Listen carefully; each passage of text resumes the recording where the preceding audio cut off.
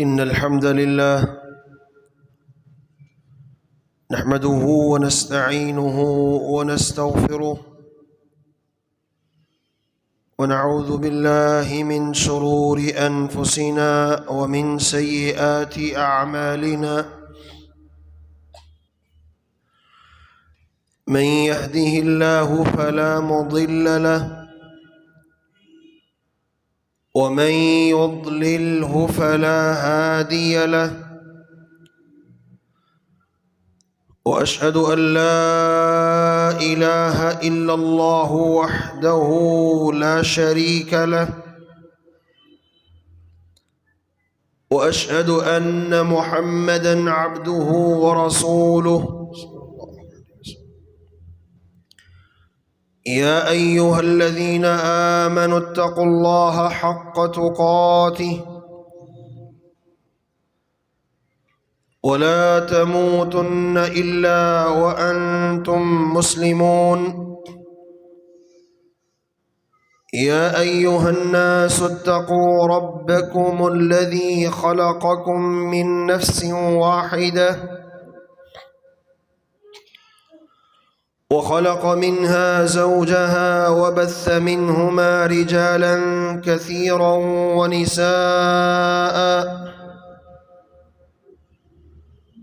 واتقوا الله الذي تساءلون به والأرحام إن الله كان عليكم رقيبا. يا أيها الذين آمنوا اتقوا الله وقولوا قولا سديدا يصلح لكم أعمالكم ويغفر لكم ذنوبكم، ومن يطع الله ورسوله فقد فاز فوزا عظيما. أما بعد، فإن خير الحديث كتاب الله، وخير الهدي هدي محمد صلى الله عليه وسلم، وشر الأمور محدثاتها، وكل محدثة بدعة، وكل بدعة ضلالة، وكل ضلالة في النار. اللهم صل على محمد وعلى آل محمد كما صليت على إبراهيم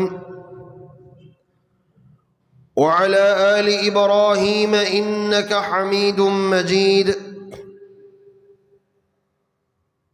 اللهم بارك على محمد وعلى آل محمد كما باركت على إبراهيم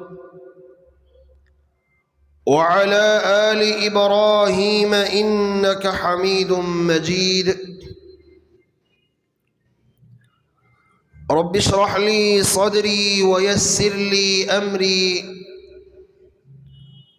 واحلل عقدة من لساني يفقه قولي. أعوذ بالله من الشيطان الرجيم، من همزه ونفخه ونفثه. بسم الله الرحمن الرحيم. وسارعوا إلى مغفرة من ربكم وجنة عرضها السماوات والأرض أعدت للمتقين. وقال الحق سبحانه وتعالى: فلا تعلم نفس ما أخفي لهم من قرة أعين جزاء بما كانوا يعملون. وعن أبي هريرة رضي الله تعالى عنه قال: قال رسول الله صلى الله عليه وسلم: قال الله عز وجل أعددت لعبادي الصالحين ما لا عين رأت ولا أذن سمعت ولا خطر على قلب بشر رواه البخاري ومسلم في صحيحهما أو كما قال النبي صلی اللہ علیہ وسلم۔ لائق صد تکریم قابل صد احترام سامعین مکرم، اللہ تعالیٰ نے انسان کو پیدا کرنے کے بعد جنت میں بسایا، اور پھر ایک غلطی کی وجہ سے، ایک نافرمانی کی وجہ سے جنت سے نکال دیا گیا، اور دوبارہ جنت میں آنے کے لیے اللہ رب العزت نے یہ کہہ دیا اما یأتینکم منی ہدی، تمہارے پاس میری طرف سے ہدایت، رہنمائی آئے گی، فمن اتبع ہدای فلا یضل ولا یشقی، جو اس ہدایت کی پیروی کرے گا وہ گمراہ بھی نہیں ہو سکتا ہے، اور قیامت کے دن بدبختوں میں سے بھی اس کو شامل نہیں کیا جائے گا۔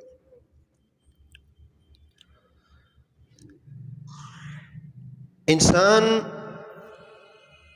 پیدا ہونے کے بعد، جنت میں بسائے جانے کے بعد، اور جنت سے نکالے جانے کے بعد،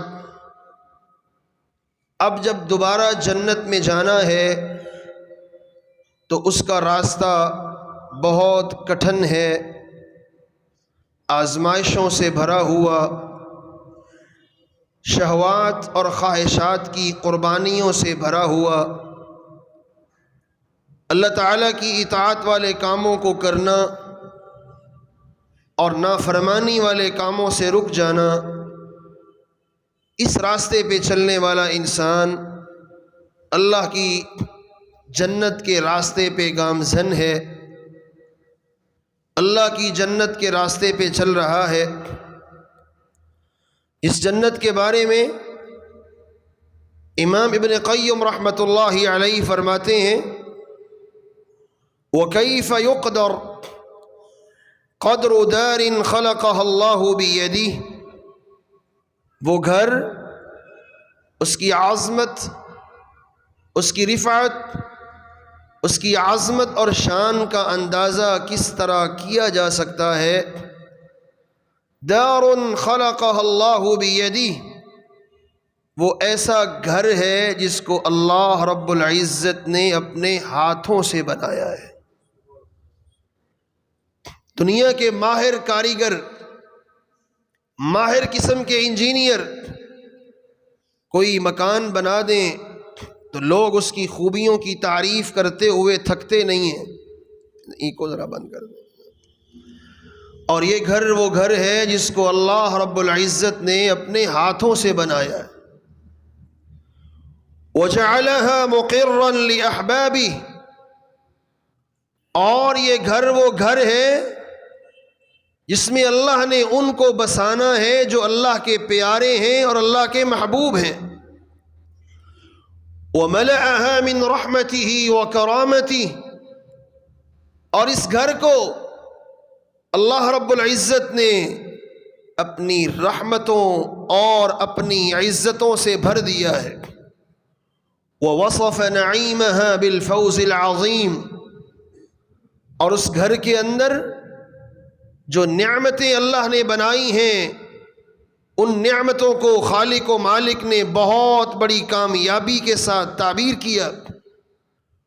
وَأَوْدَعَهَا الْخَيْرَ بِحَذَافِيرِهِ، دنیا کائنات کی ساری بھلائیاں ہر قسم کی خیر اور اچھائی اللہ نے سارے عالم سے سمو کر اس گھر کے اندر رکھ دی ہے۔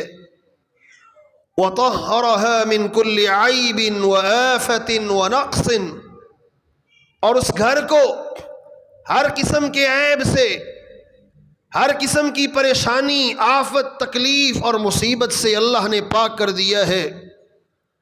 فَإِن سَأَلْتَ عَنْ أَرْضِهَا وَتُرْبَتِهَا، پوچھنے والے اگر تو پوچھتا ہے اس گھر کی زمین کیسی ہے، اس کی مٹی کیسی ہے، تو سن لے فَهِيَ الْمِسْكُ وَالزَّعْفَرَانُ، رب نے اس گھر کی مٹی اور اس گھر کی زمین کستوری اور زعفران سے بنائی ہے، جو دنیا کی مہنگی ترین دھاتیں ہیں۔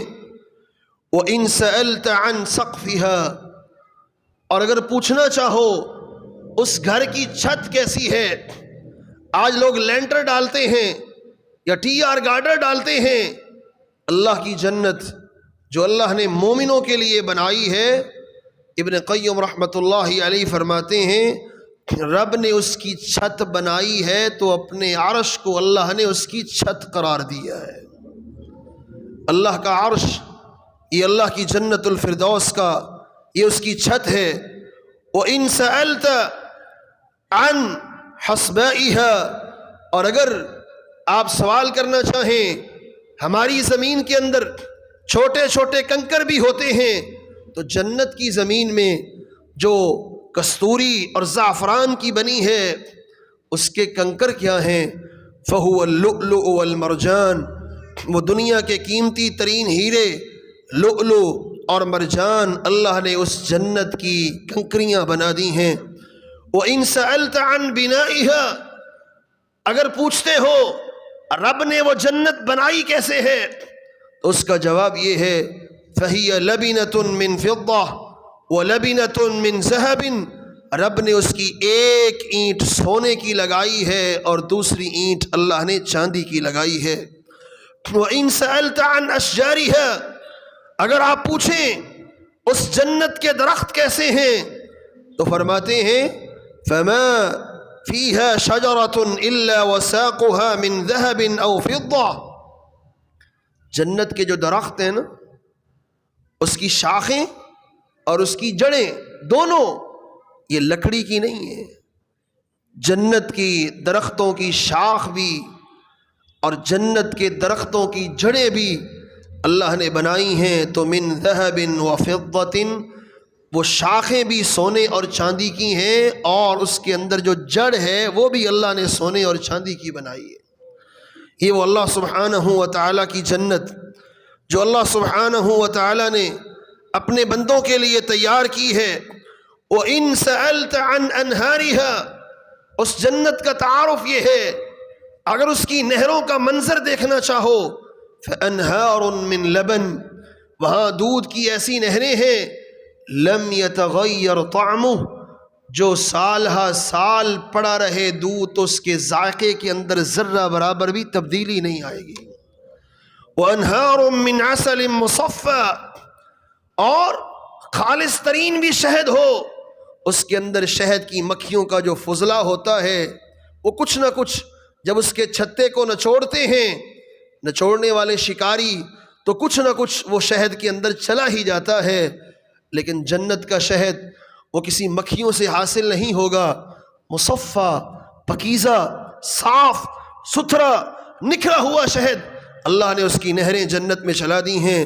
وَأَنْهَارٌ مِّنْ خَمْرٍ لَذَّةٍ لِلشَّارِبِينَ، اور اس جنت کے اندر جو اللہ نے نہر چلائی ہے شراب طہور کی، وہ ایسی شراب ہے جو انتہائی لذت والی ہے، جب پینے والا پیے گا اس کے ایک ایک انگ انگ کو اس کی لذت کا احساس ہوگا۔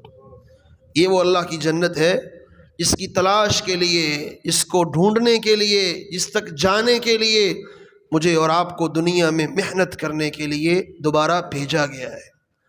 اس جنت کے لیے کاوش کرنا، اس جنت کے لیے محنت کرنا اور اس جنت کے لیے کوشش کرنا، اس جنت کی اللہ کے حبیب صلی اللہ علیہ وآلہ وسلم نے اس جنت کے درختوں کے بارے میں فرما دیا ان فی الجنہ لشجرہ یسیر الراکب فی ظلها 100 سنۃ لا یقطعها، جنت کے درخت ایسے درخت ہیں 100 سال تک کوئی گھوڑے پہ سوار ہو جائے، سر پٹ اس کو دوڑاتا رہے، پورا 100 سال، پوری 1 صدی اپنے گھوڑے کو دوڑاتا رہے، جنت کے درخت کے سائے کو طے نہیں کر پائے گا۔ وہ ایسے درختوں سے بھری ہوئی ہے۔ اور رسول اللہ صلی اللہ علیہ وآلہ وسلم پہ جو قرآن نازل ہوا، اس قرآن نے اس جنت کے پھلوں کے بارے میں کہہ دیا، وَفَاكِهَةٍ مِّمَّا يَتَخَيَّرُونَ، انسان جیسا پھل پسند کرے گا، جیسی اس کی چاہت ہوگی، ویسا پھل لا کے اس کے سامنے پیش کر دیا جائے گا۔ اور رسول کریم صلی اللہ علیہ وآلہ وسلم پہ قرآن نازل ہوا جو ان عورتوں کا وصف بیان کرتا ہے جو عورتیں اہل جنت کو ملیں گی، تو قرآن کہتا ہے وَأَزْوَاجٌ مُطَہَّرَةٌ، انتہائی پاکیزہ عورتیں ہیں، حور مقصورات فی الخیام لم یطمثهن انس قبلہم ولا جان، وہ جنت کی عورت ایسی عورت ہے ہر عزت دار انسان پسند کرتا ہے کہ میری بیوی میرے علاوہ دنیا میں کسی اور پہ نظریں نہ ٹکائے، اس کی نظریں ٹکیں تو میرے اوپر ٹکیں۔ اور قرآن نے یہی کہا فیہن قاصرات الطرف لم یطمثہن، ایسی عورتیں ہوں گی جو اپنی نگاہوں کو نیچی رکھنے والی ہیں، اپنے خامدوں کے علاوہ کسی اور کی طرف آنکھ اٹھا کے دیکھنا بھی گوارا نہیں کریں گی۔ لم یطمثہن انس قبلہم ولا جان، جنتیوں سے پہلے ان کو نہ کسی انسان نے ہاتھ لگایا ہوگا نہ کسی جن نے ہاتھ لگایا ہوگا۔ ایسی پاکیزہ عورتیں ہیں جو اللہ سبحانہ و تعالی نے اہل جنت کے لیے تیار کی ہیں۔ اس جنت تک جانے کے لیے مجھے اور آپ کو کیا کرنا چاہیے؟ اس کی تلاش اگر کرنی ہو تو کن راستوں پہ چل کے ہم جنت کے متلاشی بن سکتے ہیں، ہم اللہ کی جنت میں جا سکتے ہیں؟ آج کے اس مختصر خطبہ جمعہ کے اندر یہ چند ایک باتیں سننے کے بعد آئیے اس عمل کی طرف آتے ہیں جو مجھے اور آپ کو اس جنت کی طرف لے کے جائے گا۔ رمضان کا مہینہ آگے آ رہا ہے اور نبی کریم صلی اللہ علیہ وسلم رمضان کے آخر میں، شعبان کے اختتام پہ اپنے صحابہ کرام کو رمضان کے آنے کے بارے میں تیار کرتے۔ اتاکم شہر عظیم، تمہارے پاس وہ مہینہ آ رہا ہے جو انتہائی عظمت والا ہے، شہر مبارک، انتہائی برکتوں والا ہے۔ اللہ کے حبیب علیہ الصلوۃ والسلام اسی مہینے کے بارے میں فرمایا کرتے تھے جب اس کی پہلی رات آتی ہے جنت کو سجایا جاتا ہے، جہنم کے دروازے بند کر دیے جاتے ہیں۔ آئیے اس جنت کی تلاش کرنی ہے، رمضان کے اندر بھی، رمضان سے پہلے بھی، رمضان کے بعد بھی، ہر وقت مجھے اور آپ کو اس جنت کی تلاش میں رہنا ہے۔ اور سلف صالحین اس جنت کی تلاش میں کیسے رہتے تھے، یہی چند باتیں آپ کے سامنے رکھنی ہیں۔ سب سے پہلا عمل جو میں آپ کے سامنے رکھنا چاہتا ہوں جنت کی تلاش کے لیے، اس میں خوشخبری بھی دی۔ اللہ کے حبیب علیہ الصلوۃ والسلام نے جنت کو تلاش کرنے کے لیے سب سے پہلا کام یہ کیجئے گا، رمضان کے اندر بھی، رمضان کے باہر بھی، رمضان سے پہلے بھی اور رمضان کے بعد بھی، اور بالخصوص رمضان کے مہینے میں کثرت سے قرآن مجید کی تلاوت کریں۔ قرآن مجید کی تلاوت، اپنا ایمان چیک کرنا ہو تو اس کا طریقہ کار یہ ہے کہ میں اور آپ سوچیں کتنے دن ہو گئے ہیں میں نے قرآن کا مصحف کھول کے دیکھا بھی ہے کہ نہیں دیکھا ہے۔ اگر روزانہ قرآن کا مصحف دیکھنا نصیب ہوتا ہے، اس کی تلاوت نصیب ہوتی ہے، آپ اس کی تلاوت کرتے ہیں، آپ اسے پڑھتے ہیں، اسے وقت دیتے ہیں، ٹائم دیتے ہیں، تو پھر خوشخبری کیا ہے؟ اقرأ القرآن، فرمایا قرآن مجید کو پڑھا کرو۔ یہاں کوئی حافظ غیر حافظ کی بات نہیں ہے، یہاں قاری اور غیر قاری کی بات نہیں ہے۔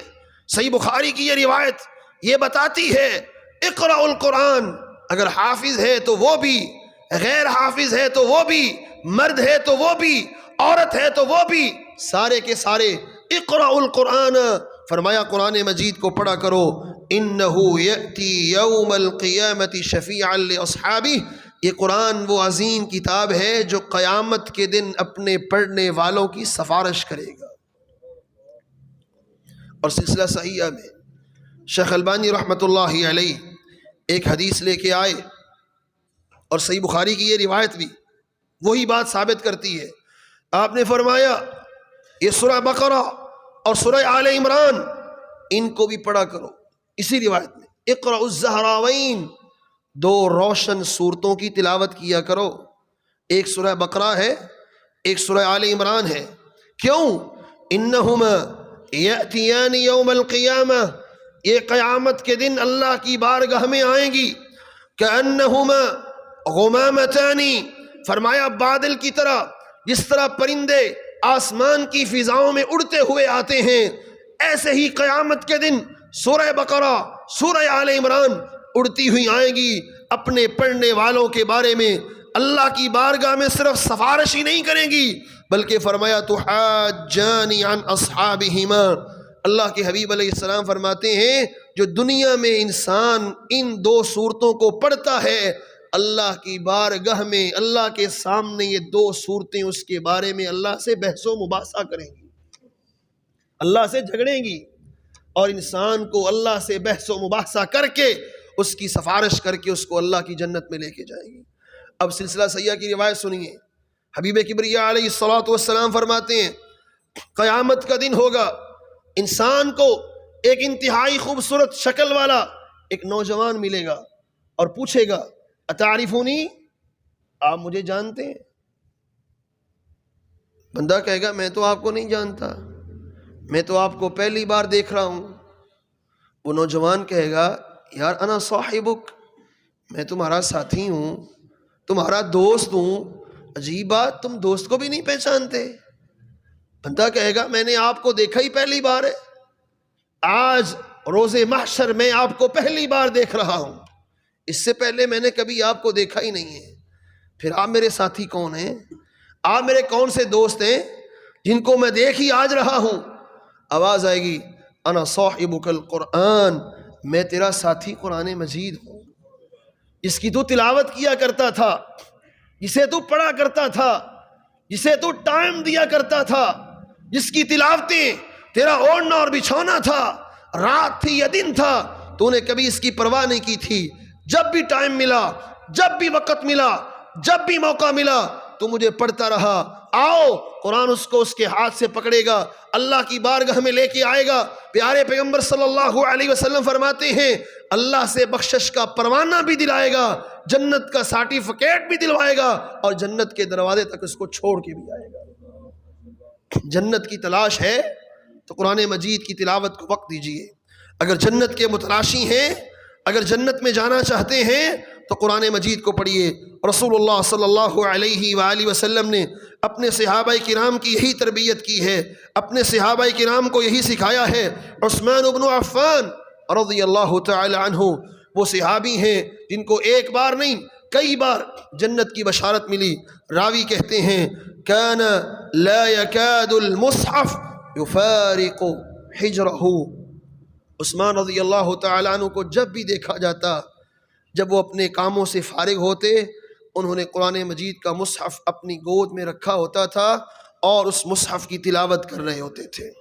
فقیل له فی ذلک، سوال کرنے والے نے سوال کیا عثمان آپ کے پاس جب بھی فارغ ٹائم ہوتا ہے، جب بھی خالی وقت ہوتا ہے، اپنی مصروفیات سے جب بھی فارغ ہوتے ہیں قرآن کھول کے بیٹھ جاتے ہیں، اس کی کیا وجہ ہے؟ عثمان رضی اللہ تعالی عنہ کہا کرتے تھے انہو مبارک جاء بہ مبارک، یہ بابرکت کلام ہے، اس کو لانے والا بھی بابرکت ہے، اور جس اللہ کی یہ کلام ہے وہ اللہ بھی برکتوں والا ہے. اور فرمایا کرتے تھے لو طہرت قلوبکم، اگر تمہارے دل پاک ہو جائیں، لما شبعت من کلام اللہ، تم قرآن مجید کو پڑھتے جاؤ، تمہارا دل کبھی سیر نہیں ہوگا، تمہارا دل کبھی بھرے گا نہیں، تمہیں دل میں خواہش ہوگی میں اور قرآن کو پڑھوں، میں اور قرآن کو پڑھوں، میں اس کی اور تلاوت کروں. لیکن کیا ہے، انسانوں کے دل صاف نہیں، پاک نہیں، اس لیے ہمیں اس قرآن کی تلاوت کرنے میں وقت نہیں ملتا ہے. امام ابن کثیر رحمۃ اللہ علیہ البدایہ والنہایہ میں اس قول کو نقل کرتے ہیں اور ساتھ آگے فرماتے ہیں جب بلوائی آپ کو مارنے کے لیے اور شہید کرنے کے لیے آئے نا، تو قالت امرأتہ، ان کی بیوی کہنے لگی اقتلوہ او دعوہ، اس کو مارنا ہے، مجھے پتا ہے تم شہید کر کے ہی چھوڑو گے، لیکن سن لو شہید کرنے سے پہلے واللہ لقد كان يختم القرآن فی رکعہ، یہ وہ انسان ہے جس کی شہادت کے تم درپے ہو، یہ وہ اللہ والا انسان ہے جو عشاء کی نماز کے بعد 2 رکعتوں کی نیت سے کھڑا ہوتا تھا اور کھڑے ہو کر ایک رات کے اندر ایک ہی رکعت کے اندر پورا کا پورا قرآن ختم کر دیا کرتا تھا۔ لقد كان يختم القرآن، البدایہ والنہایہ کے الفاظ ہیں، فی رکعت، ایک رکعت کے اندر۔ آج ہم ایک پاؤ سن لینا ایک رکعت میں تو ہماری ٹانگیں تھک جاتی ہیں، ہم کہتے ہیں قاری صاحب نے بڑا لمبا قیام کر دیا ہے، اور یہ وہ عثمان ہے جو رمضان المبارک نہیں، رمضان سے ہٹ کر ایک رکعت میں عشاء کے بعد ایک رکعت میں طواف کرتے بیت اللہ کا، اور مقام ابراہیم کے سامنے 2 نفل پڑھتے اور پھر 2 رکعتیں پڑھتے اور ایک رکعت کے اندر مکمل قرآن مجید کی تلاوت کرتے تھے۔ نبی کریم صلی اللہ علیہ وسلم کے صحابی ہیں، عمر بن خطاب کے بیٹے ہیں عبداللہ بن عمر رضی اللہ تعالی عنہ، ان کے شاگرد ہیں امام نافع رحمت اللہ علیہ۔ ان سے کسی نے سوال کیا نافع سے، ما كان يصنع ابن عمر فی منزلہ، کہ جب عبداللہ بن عمر رضی اللہ تعالی عنہ اپنے گھر میں آتے تھے تو کیا کرتے تھے؟ گھر میں آ کر ان کا معمول کیا تھا؟ گھر میں آ کر ان کی روٹین کیا تھی؟ تو نافع نے کہا واللہ لا تطیقونہ، میں بتا تو دیتا ہوں لیکن یاد رکھو وہ کام جو عبداللہ بن عمر رضی اللہ تعالی عنہ اپنے گھر میں کیا کرتے تھے تم نہیں کر پاؤ گے۔ وہ کام کیا ہے؟ الوضوء لکل صلاح، گرمی ہے، سردی ہے، پانی ٹھنڈا ہے، پانی گرم ہے، موسم طبیعت کے موافق ہے یا مخالف ہے، انہوں نے کوئی بھی نماز، خواہ وہ نفلی ہو، وہ فرضی ہو، تہجد کی ہو، اشراق کی ہو، نوافل ہوں، سنن ہوں، فرائض ہوں، کوئی بھی نماز ابن عمر کی ایسی نہیں ہے جو انہوں نے نئے وضو کے بغیر پڑھی ہو۔ ہر نماز کے لیے نیا وضو، خواہ پہلا وضو قائم دائم ہے، لیکن وہ کیا کرتے تھے؟ ہر نماز خواہ وہ نفلی ہو یا فرضی، ہر نماز کے لیے نیا وضو۔ اور دوسرا کام والمصحف فیما بینہما، زور کی نماز پڑھتے، سنتے پڑھتے، گھر میں آتے تو کیا کرتے؟ عصر کی نماز تک قرآن مجید کی تلاوت کرتے رہتے، عصر پڑھ کے گھر میں آتے، مغرب تک قرآن مجید کی تلاوت کرتے رہتے، مغرب پڑھ کے گھر میں آتے، عشاء تک، یعنی نمازوں کے بعد جب فارغ ہو جاتے کھانے پینے سے، اپنی نیند سے، تو گھر میں معمول یہ ہے قرآن مجید کی تلاوت چل رہی ہے۔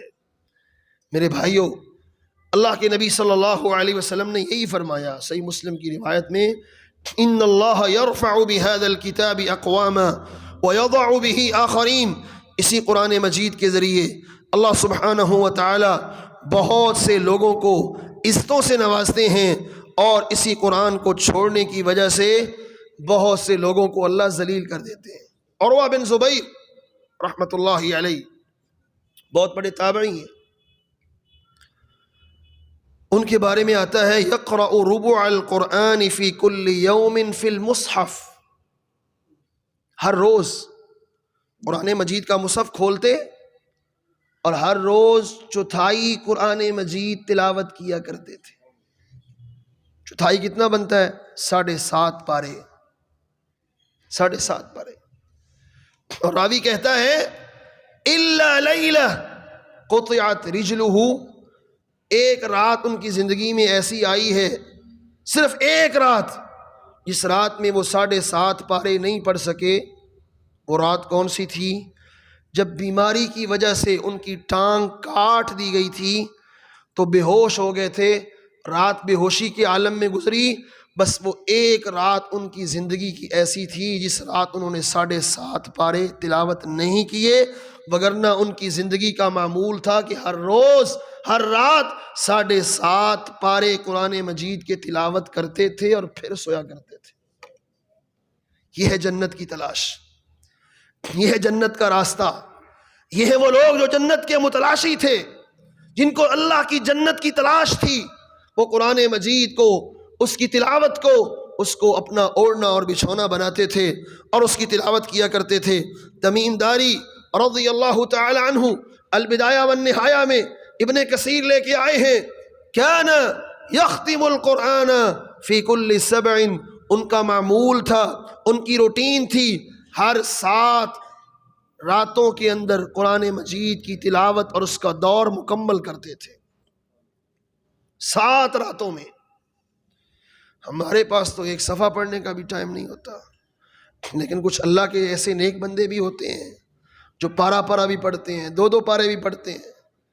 لیکن خاص کر ہماری نوجوان نسل، ان کے پاس تو بالکل بھی قرآن مجید کی تلاوت کے لیے ٹائم بہت کم ہوتا ہے۔ یہ صحابہ کرام اور تابعین کی روٹین دیکھ لیں، تمیم داری صحابی ہیں، صحابی رسول ہیں، اور اسلام سے پہلے عیسائی تھے، پھر مسلمان ہوئے، اللہ کے نبی کی خدمت میں رہے، ان کی زیارت کی، اور روٹین کیا ہے؟ ہر روز 7.5 پارے قرآن مجید کی تلاوت کے حضرت تمیم داری رضی اللہ تعالیٰ عنہ کیا کرتے تھے۔ میرے مسلمان بھائیوں، پہلا عمل یہ ہے جنت کی طرف جانے کے لیے، سب سے پہلا عمل کیا ہے؟ قرآن مجید کی تلاوت کی کثرت، جتنا پڑھ سکتے ہیں۔ اور صرف پڑھنا ہی نہیں ہے، اگر پڑھنا نہیں آتا، بعض بزرگ ہیں انہوں نے نہیں پڑھا ہوا، بعض مائیں ہیں انہوں نے نہیں پڑھا ہوا، تو وہ کیا کریں؟ ان کے لیے یہ ہے وہ قرآن مجید کی تلاوت کو سنا کریں۔ جیسے پڑھنا باعث اجر ہے، اسی طرح ہی سننا بھی باعث ثواب اور باعث اجر ہے۔ رسول اللہ صلی اللہ علیہ وسلم کے صحابی ہیں ابو موسیٰ اشعری رضی اللہ تعالی عنہ۔ ایک رات آپ صلی اللہ علیہ وسلم باہر نکلے تو وہ مسجد نبوی میں قرآن پڑھ رہے تھے، بڑا خوبصورت دن ہوا۔ آپ نے کہا ابو موسیٰ، رات کو میں تیری تلاوت سنتا رہا ہوں، تم بڑا خوبصورت پڑھ رہے تھے۔ کہا اللہ کے نبی صلی اللہ علیہ وسلم، اگر مجھے علم ہو جاتا کہ آپ میرا قرآن سن رہے ہیں، لحبرتہ لک تحبیرا، آپ کو سنانے کے لیے میں اس کو اور خوبصورت کر کے پڑھتا، اس کو اور اچھا بنا کے پڑھتا، اس کو اور مزین کر کے پڑھتا۔ میرے مسلمان بھائیوں، جہاں قرآن پڑھنا یہ سنت ہے، اللہ کے نبی صلی اللہ علیہ وسلم کی طریقہ ہے نبی علیہ السلام کا، وہاں قرآن مجید کی تلاوت کو سننا بھی اللہ کے نبی علیہ السلام کی سنت ہے۔ اور صرف اللہ کے نبی کی سنت نہیں ہے، یہ اللہ کا بھی طریقہ ہے۔ صحیح مسلم میں روایت موجود ہے، اللہ کے پیغمبر علیہ السلام فرماتے ہیں، ما اذن اللہ لشیء ما اذن لنبی یتغنى بالقرآن، اللہ تعالیٰ اتنا کان کسی چیز کے اوپر نہیں لگاتے جتنا کان اس وقت لگاتے ہیں جب ان کے پیغمبر کی زبان سے قرآن مجید کی تلاوت نکل رہی ہو۔ اللہ بھی اپنے نبی کی تلاوت کان لگا کے سنتے ہیں، کان لگا کے نبی کی زبان سے جب قرآن نکلتا ہے نا تو اللہ تعالیٰ کان لگا کے سنتے ہیں۔ اگر پڑھ سکتے ہیں تو پڑھیں، اگر پڑھنا نہیں آتا تو قرآن مجید کی تلاوت کو سننا باعث برکت بھی ہے، باعث سعادت بھی ہے۔ دوسرا عمل وہ کیا ہے؟ رمضان ہو یا رمضان کے علاوہ ہو، دونوں جگہ پر، رمضان میں تو فرض ہے، وہ کیا ہے؟ روزہ رکھنا۔ رمضان کے روزے تو فرض ہیں، اللہ نے لازم کیے ہیں، ہر مسلمان نے رکھنے ہیں، ہر مرد نے، ہر عورت نے، سوائے ان کے جن کے پاس عذر ہے۔ لیکن رمضان سے ہٹ کر بھی نفلی روزوں کا اہتمام کرنا، یہ بھی وہ راستہ ہے جو اللہ کی جنت کی طرف لے کے جاتا ہے۔ سہل بن سعد رضی اللہ تعالیٰ عنہ بیان کرتے ہیں، صحیح بخاری کی روایت ہے، نبی کریم صلی اللہ علیہ وسلم نے فرمایا، ان فی الجنت بابا یقال له الریان، جنت میں ایک دروازہ ہے جس کا نام ہے ریان، لا يدخل منه الا الصائمون، اس دروازے سے وہی گزرے گا جو اللہ کے لیے روزہ رکھا کرتا تھا۔ وہ اسپیشلی پروٹوکول ہے ان لوگوں کا جو روزہ رکھنے والے ہیں۔ اور یہ روزہ رکھنا، یہ جہاں اللہ تعالیٰ کے ہاں بہت بڑا محبوب عمل ہے، جہاں اس کے بہت سارے فضائل، فوائد بہت سارے ہیں، وہاں یہ بھی یاد رکھیے گا، حضرت زبیر بن عبداللہ بیان کرتے ہیں اپنی دادی سے، وہ کہتی ہیں کان عثمان یصوم الدہر ویقوم اللیل۔ عثمان بن عفان رضی اللہ تعالی عنہ یہ وہ صحابی ہیں جو کثرت سے نفلی روزوں کا اہتمام کرنے والے، کثرت سے قرآن مجید کی تلاوت کرنے والے۔ عروہ بن زبیر کہتے ہیں کانت عائشہ تسرد الصوم، ماں جی عائشہ رضی اللہ تعالی عنہ کی روٹین یہ تھی، کثرت سے نفلی روزوں کا اہتمام کرتی تھیں۔ اور اشتر النخعی کہتے ہیں کہ میں امیر المؤمنین علی بن ابی طالب رضی اللہ تعالی عنہ کے پاس ایک دن گیا، میں نے جا کے سوال کر لیا، یا امیر المؤمنین صوم بالنہار وسحر باللیل وتعب فیما بین ذلک، امیر المؤمنین میں جب بھی آپ کو دیکھتا ہوں آپ نے دن کو روزہ رکھا ہوتا ہے، رات کو ملنے کے لیے آؤں آپ قیام اللیل کر رہے ہوتے ہیں، اور ان کاموں سے فارغ ہو جائیں تو پھر آپ عوام الناس کے معاملات کو نمٹا رہے ہوتے ہیں۔ آپ کو اپنی بھی کوئی فکر ہے کہ نہیں ہے؟ دن کو روزہ ہے، رات کو قیام ہے، اور فارغ اوقات میں لوگوں کے معاملات کو دیکھ رہے ہیں۔ اتنی محنت، اتنی مشقت کیوں کرتے ہیں؟ تو علی رضی اللہ تعالیٰ عنہ نے جواب دیا، کہا سائل سوال کرنے والے، سفر الآخرۃ طویل فیحتاج الی قطعہ بسیر اللیل، آخرت کا سفر بڑا لمبا سفر ہے، جنت کا راستہ بڑا طویل راستہ ہے، بڑی کٹھنائیوں کا راستہ ہے، اس کو آسانی کے ساتھ اگر طے کرنا ہونا اس کے لیے قیام اللیل بھی ضروری ہے اور صیام النہار بھی ضروری ہے، اس کے لیے روزہ بھی ہے، اس کے لیے رات کی تہجد بھی ہے، قیام اللیل بھی کرو، صیام النہار بھی کرو، دن کو روزے رکھو اور رات کو اللہ کے سامنے کھڑے ہو جاؤ، اللہ کے سامنے کھڑے ہو کر اللہ سے اپنے گناہوں کی معافی مانگو۔ مبارک بن فضالہ بیان کرتے ہیں دخلت علی ثابت البنانی فی مرضی، ثابت البنانی اپنی مرض الموت کے اندر مبتلا تھے، وہ بیماری جس بیماری کے اندر وہ اللہ کے پاس چلے گئے، صحت یاب نہ ہو پائے۔ فرماتے ہیں میں ان کے پاس گیا تو فرماتے ہیں وَكَانَ لَا يَزَالُ يَذْكُرُ أَصْحَابَهُ، ثابت البنانی اللہ کے نبی کے صحابی ہیں، وہ صحابہ کرام کا تذکرہ، ان کی باتیں سناتے رہتے تھے۔ فلما دخلنا علیہ، ہم ان کے پاس گئے، قال یا اخوتہ لم اقدر ان اصلی کما کنت اصلی، کہا میرے بھائیو میں بیمار ہو گیا ہوں، جس طرح پہلے نماز پڑھتا تھا بیماری کی وجہ سے اب اس طرح نماز نہیں پڑھ سکتا۔ وَلَمْ أَقْدِرْ أَنْ أَصُومَ كَمَا كُنْتُ أَصُومُ، جس طرح میں پہلے روزے رکھتا تھا نا اب اس طرح روزہ مجھ سے نہیں رکھا جاتا، بیمار ہو گیا ہوں۔ اور وَلَمْ أَقْدِرْ أَنْ أَنزِلَ إِلَىٰ أَصْحَابِي، اب گھر سے باہر بھی نہیں جا سکتا، ساتھیوں کے پاس بیٹھوں کوئی دین کی بات کر لوں، بیمار ہوں باہر نہیں جا سکتا، اس قدر بیمار ہو گیا ہوں۔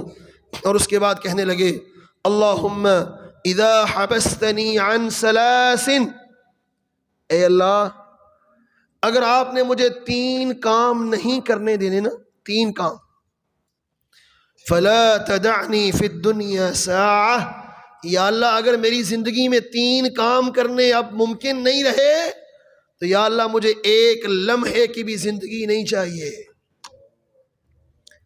مجھے 1 سیکنڈ کی بھی زندگی نہیں چاہیے، اگر میری زندگی میں یہ 3 کام نہیں ہے تو مجھے اپنے پاس بلا لے، میں 1 سیکنڈ بھی زندہ نہیں رہنا چاہتا۔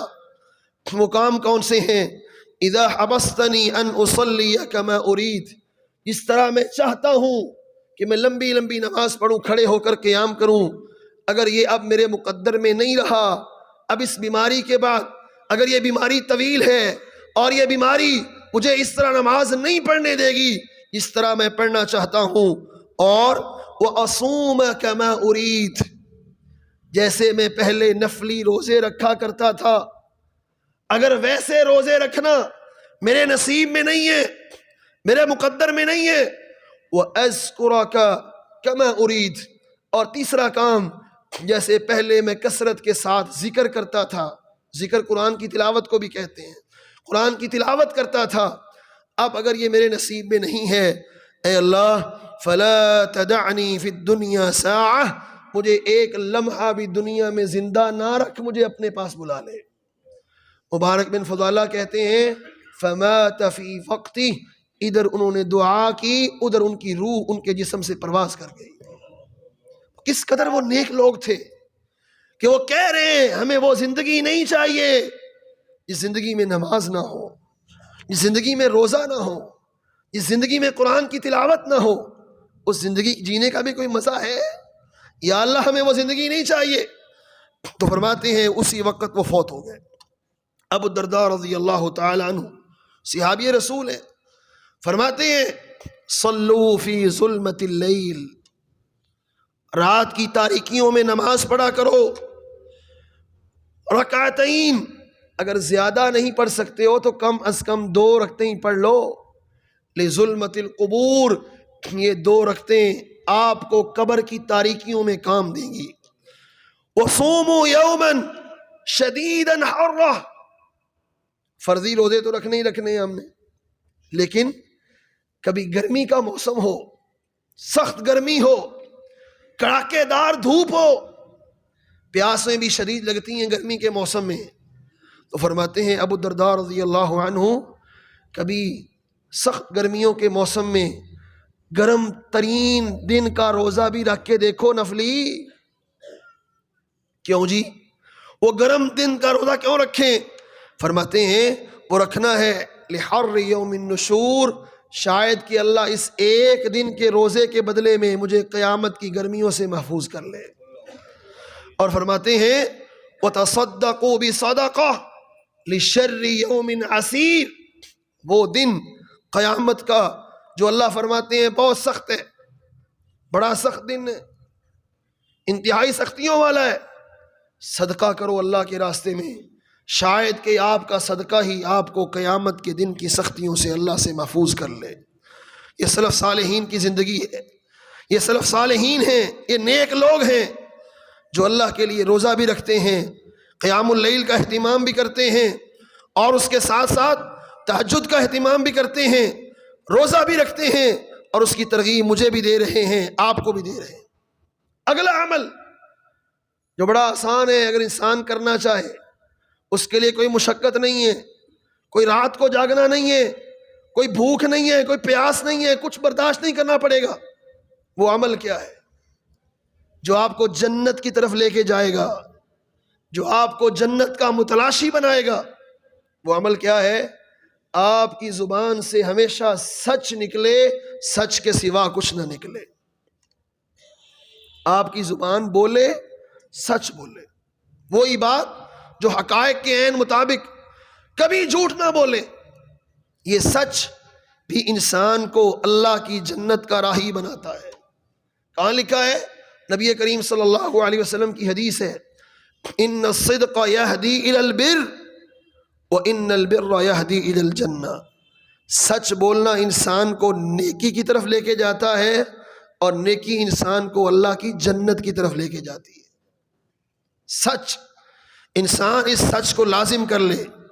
جب انسان سچ کو لازم کر لیتا ہے تو یہ سچ بولنا انسان کو آخر کار اللہ کی جنت کا مالک بنا کے چھوڑے گا۔ نبی کریم صلی اللہ علیہ وسلم نے صحابہ کرام کی، صحابہ نے تابعین کی یہی تربیت کی ہے۔ حجاج بن یوسف نے نا حکم دیا فلاں بندے کو ڈھونڈ کے لاؤ، اس کا سر قلم کرنا ہے۔ فوج گئی، ڈھونڈتی رہی، بندہ نہ ملا، بڑا ڈھونڈا نہ ملا، خالی ہاتھ واپس آ گئے۔ حجاج کہتا ہے ہاں واپس کیوں آ گئے ہو بھائی، بندہ کدھر ہے؟ انہوں نے کہا جی ڈھونڈ کے تھک گئے، بندہ مل ہی نہیں رہا۔ حجاج کہتا ہے جاؤ اس کے باپ سے پوچھو، وہ تمہیں اپنے بیٹے کا پتہ بتائے گا۔ فوجی کہنے لگے دل میں باپ پاگل ہے، جو بتائے کہ میرا بیٹا کہاں پہ ہے، اس کو پتہ نہیں ہے حجاج نے مار دینا ہے اس کو، لیکن وہ باپ تابعی تھا، اس نے زندگی میں کبھی جھوٹ نہیں بولا تھا۔ فوجی اس کے پاس آئے، پوچھا حجاج نے بھیجا ہے، تمہارے بیٹے کے وارنٹ ہیں، اس کی گردن اڑانی ہے، حجاج کے پاس لے جانا ہے، بتاؤ بیٹا کہاں ہے؟ اس نے کہا گھر کے فلاں جگہ پہ فلاں چیز اٹھاؤ، وہاں چھپا بیٹھا ہے۔ وہ گئے، انہوں نے نکال لیا وہاں سے، حجاج کے پاس لے گئے۔ حجاج کہتا ہے ہاں بھائی کہاں سے ملا؟ کہا تو نے خود کہا تھا اس کے باپ سے پوچھو، اس کے باپ نے ہی بتایا ہے کہاں چھپا ہوا تھا۔ حجاج کہتا ہے اس کو جا، تجھے معاف کر دیا، آج تیرے باپ کے سچ نے آج تیری جان بچا لی ہے۔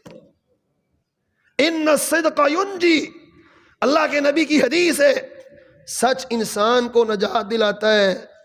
سچ بولنے سے دنیا کی مصیبتوں سے بھی انسان کی جان چھوٹ جاتی ہے، اور سچ بولنے سے انسان کو اللہ کی جہنم سے بھی آزادی نصیب ہو جائے گی۔ سچ بولے۔ اگلا عمل وہ کیا ہے؟ وہ ہے صبر کرنا۔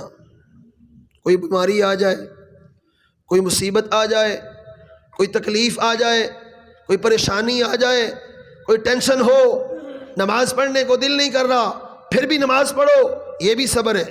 نیکی کرنے کو دل نہیں کر رہا پھر بھی نیکی کرو، یہ بھی صبر ہے۔ برائی کرنے کو دل کر رہا ہے، رک جاؤ، یہ بھی صبر ہے۔ 3 طرح کا صبر ہوتا ہے، آزمائش پہ صبر، نیکی پہ صبر، برائی پہ صبر۔ نیکی پہ صبر کیا ہے؟ نیکی کرنے کو دل نہیں مان رہا لیکن بندہ کرے، دل کی نہ مانے، یہ صبر ہے۔ برائی کرنے کو دل کر رہا ہے، نہ کرے، اپنے آپ کو روک لے، یہ صبر ہے۔ اور کوئی مصیبت آئے، پریشانی آ جائے، اللہ نہ کرے، تو وہاں بھی اپنے آپ کو سنبھال لے، یہ صبر ہے۔